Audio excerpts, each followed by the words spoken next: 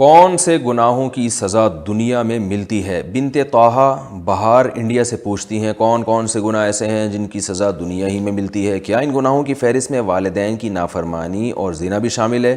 کیا توبہ و استغفار سے ان کا تدارک ممکن ہے یا نہیں؟ دیکھیں، رسول اللہ صلی اللہ علیہ وسلم نے ارشاد فرمایا کہ قطع رحمی کی سزا جو ہے نا انسان کو دنیا میں ہی مل جاتی ہے، حدیث کا مفہوم ہے، اور رشتہ داری میں سب سے پہلے والدین ہیں۔ تو اس حدیث سے صاف پتہ چلتا ہے کہ والدین کی نافرمانی ایسی چیز ہے جس کی سزا اللہ دنیا میں بھی دے دیتے ہیں۔ تو عموماً ہم نے مشاہدہ بھی کیا ہے جنہوں نے اپنے والدین کو ستایا، دنیا بھی ان کی اچھی نہیں گزری ہے، تو یہ چیز تو حدیث سے ثابت ہے۔ دوسرا جو زنا کا آپ نے پوچھا ہے، یہ کون کون سے، باقی میرے ذہن میں ایسے گناہ نہیں آ رہے، لیکن زنا کے بارے میں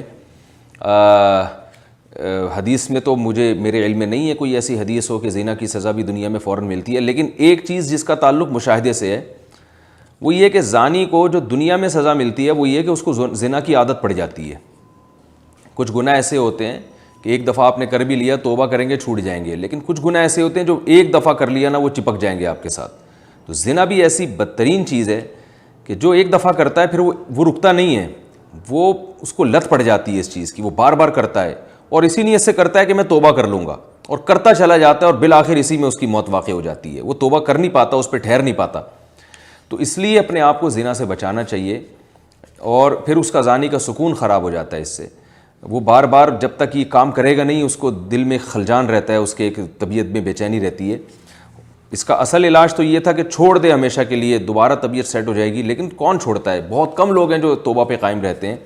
تو اس لیے جو زنا سے بچتے ہیں نا وہی سکون میں رہتے ہیں، کہ ایک دفعہ بھی نہیں کیا وہ سکون میں، ان کی طبیعت ہی مائل نہیں ہوتی اس کی طرف۔ لیکن جس نے کر لیا تو آخرت کی سزا تو بڑی سخت ہے، دنیا کی سزا یہ ہے کہ وہ پھر بار بار کرتا ہے، اللہ یہ کہ اللہ کسی کو سچی توبہ کی توفیق دیں۔ وہ تو بہرحال توبہ کا دروازہ کھلا ہوا ہے، قرآن میں صاف ہے، من تاب وآمن وعمل عملا صالحا، جو بھی توبہ کرے گا اور آئندہ نیک اعمال شروع کر دے گا تو اللہ غفور الرحیم ہے، اللہ توبہ قبول کرنے والا ہے، بہت رحیم ہے۔ لیکن توبہ کرتا کون ہے اور توبہ پہ قائم کون رہتا ہے، یہ بڑا مسئلہ ہے۔ تو اس لیے بھائی اپنے آپ کو زنا سے دور رکھنا چاہیے۔ یہ اور پھر اس کے جو دنیا میں ایک اور عذاب آتا ہے ایسے آدمی کی جو اپنی فیملی والی لائف ہے وہ بہت ڈسٹرب ہوتی ہے۔ جب اس کی شادی ہوتی ہے تو بیوی کی طرف زیادہ توجہ نہیں ہوتی، کیونکہ اتنی درجنوں عورتوں میں دلچسپی لے چکا ہوتا ہے زانی کہ بیوی اچھی نہیں لگتی۔ جو زنا سے بچتا ہے اس کے لیے تو بیوی ہی سب کچھ ہے، تو بیوی کی طرف طبیعت مائل ہوتی ہے، وہ گھر آتا ہے، بیوی سے ملتا ہے، خوش ہوتا ہے۔ زانی بیوی کو بوجھ سمجھتا ہے اور بس وہ سمجھتا ہے میرے بچے پال رہی ہے، اور کیا اس کے علاوہ اس کے کیا زوجہ سے جذبات نہیں ہوتے، تو محبت نہیں ہوتی۔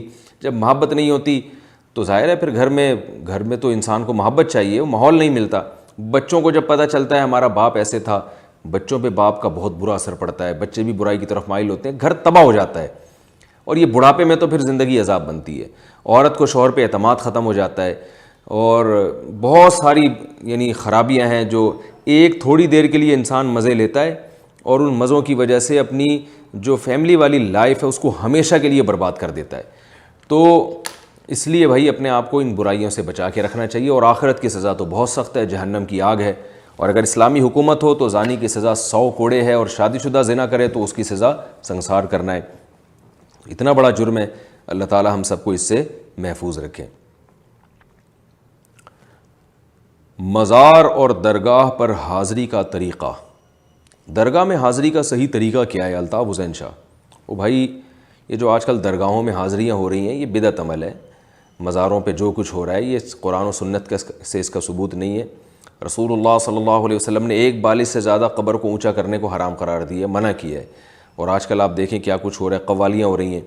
البتہ اگر ویسے ہی کسی بزرگ کی قبر پہ آپ جانا چاہیں تو محبت کی وجہ سے، لگاؤ کی وجہ سے، کسی سے آپ کو عقیدت ہے تو آپ ان کی قبر پہ جا سکتے ہیں، کچھ بھی نہیں کرنا، آپ نے تمیز سے جانا ہے، اور مرحوم کے لیے، میت کے لیے دعا کرنی ہے، اور ہاتھ اٹھا کے دعا نہ کریں، کیونکہ وہاں پہلے ہی شرک ہو رہا ہے۔ اگر آپ ہاتھ اٹھا کے دعا کریں گے تو یہ وہم ہوگا کہ شاید آپ اس قبر والے سے مانگ رہے ہیں، تو جہاں اس وہم کا خطرہ ہو وہاں ہاتھ اٹھا کے دعا نہیں مانگنی چاہیے قبر پہ، لوگ یہ نہ سمجھیں کہ قبر والے سے مانگ رہے ہیں۔ تو وہاں جائیں آپ، میت کے لیے، جو بھی بزرگ ہیں ان کے لیے دعائیں مغفرت کریں، اور اللہ سے یہ دعا مانگیں کہ اللہ ہمیں ان کے نقش قدم پہ چلنے کی توفیق عطا فرمائے، بس یہ دعا مانگیں اور پتلی گلی سے نکل لیں۔ وہاں دھرنے مار کے بیٹھنا اور پھر جو ہے نا مجاور بن کے بیٹھنا، یہ سب حرام ہے، ناجائز ہے۔ نبی صلی اللہ علیہ وسلم نے اپنی قبر کے لیے ان چیزوں کو برداشت نہیں کیا، حالانکہ آپ صلی اللہ علیہ وسلم سے زیادہ تو اس کائنات میں کسی کا مقام نہیں ہے۔ آپ نے فرمایا کہ میرے دنیا سے جانے کے بعد میری قبر کو عیدگاہ نہ بنانا، اور ایسے نہ کرنا جیسے یہود و نصارہ اپنے پیغمبروں کی قبروں کے ساتھ کیا کرتے تھے۔ تو اسی وجہ سے آپ دیکھیں آپ صلی اللہ علیہ وسلم کی قبر کے قریب وہاں بیٹھنے کی بھی اجازت نہیں ہے، بس آپ قبر پہ سلام پڑھیں اور نکلیں۔ تو یہاں بھی ایسا ہی ہونا چاہیے، کوئی کسی بزرگ کی اگر کوئی قبر ہے تو آپ جائیں، میت کے لیے دعا کریں اور بس نکل جائیں وہاں سے، یہی آداب ہیں۔ کون سے پرندوں کی تجارت جائز ہے؟ کیا ایسے پرندوں کی خرید و فروخت جائز ہے جو گھروں میں آرائش کی نیت سے پنجروں میں قید رکھے جاتے ہیں؟ عاطف حسین صاحب عمان سے پوچھتے ہیں۔ جی ہاں جائز ہے بھائی، گھروں میں جو پنجروں میں جو پرندے قید کیے جاتے ہیں تو انسان ہے وہ، اور پرندہ مانوس ہو جاتا ہے اسی پنجرے سے، وہ زیادہ ٹینشن زیادہ دن لیتا نہیں ہے، اسی پنجرے سے مانوس ہو جاتا ہے، تو جائز ہے ان پرندوں کو رکھنا بھی اور بیچنا بھی، بشرطے کہ ان کی خوراک کا اور ان کے آرام کا خیال کیا جائے۔ بغیر جوئے کے تاش کھیلنا، محمد قادر سعودی عرب سے پوچھتے ہیں بغیر جوئے کے تاش کھیلنا کیسا ہے؟ بھائی تاش کھیلنا جوئے کے ساتھ تو بالکل ہی حرام ہے، اور بغیر جوئے کے کھیلنا بھی صحیح نہیں ہے۔ میں یہ نہیں کہہ رہا کہ حرام ہے، لیکن فساق و فجار کا شعار ہے، ٹائم ویسٹنگ ہے، جس کا ایسا کھیل ہے جس کا نہ دنیا میں کوئی فائدہ نہ آخرت میں کوئی فائدہ، تو اس لیے مکروہ ہے، ناپسندیدہ ہے، اگرچہ حرام نہیں ہے لیکن بہرحال قابل تعریف بھی نہیں ہے۔ اپنے بچوں کو اس سے روکنا چاہیے اور خود بھی رکنا چاہیے۔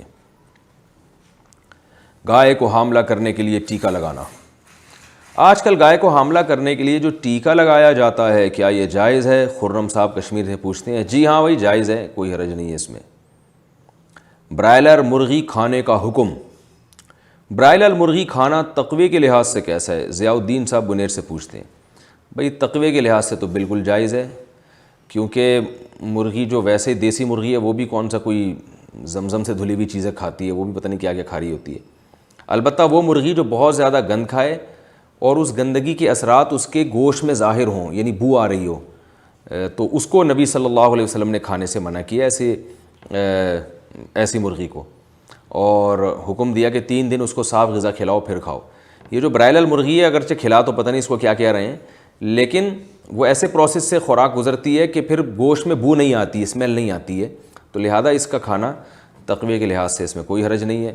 البتہ ویسے برائلر مرغی کے باڈی کو نقصانات ہیں یا فائدے ہیں یہ میں نہیں بتاؤں گا، یہ ڈاکٹروں کی فیلڈ ہے، آپ ڈاکٹر سے پوچھیں کہ برائلر مرغی کھانے کے فائدے ہیں یا نقصان ہے، واللہ اعلم۔